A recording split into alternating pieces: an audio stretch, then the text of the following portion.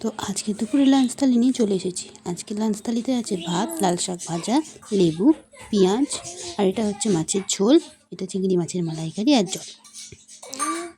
Lunch থালিটা start করার আগে বলি, এই ঝোলটা হচ্ছে আলু আর লাউ দিয়ে তৈরি করা মাছের ঝোল, আর ওটা হচ্ছে চিংড়ি মাছের মালাইকারি, যেরকম হয় ঘরোয়াভাবে তৈরি করা।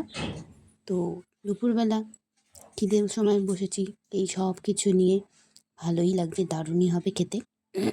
তো ভাতের সাথে প্রথমে একটু মিশিয়ে নেব লাল শাক, গরম গরম ভাত, একটু বেলায় করে রান্না হয়েছে তো তাই জন্য গরম গরম ভাত, লাল শাক মিশিয়ে নেব, আর ওটা খাবো আমি পেঁয়াজ দিয়ে।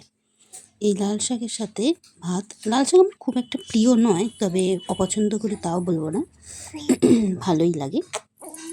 তাই লাল শাকের সাথে পেঁয়াজ দিয়ে প্রথমে ভাতটা খাবো, তারপরে শুরু করব মাছের ঝোলটা দিয়ে, তারপরে খাবো হচ্ছে চিংড়ি মাছের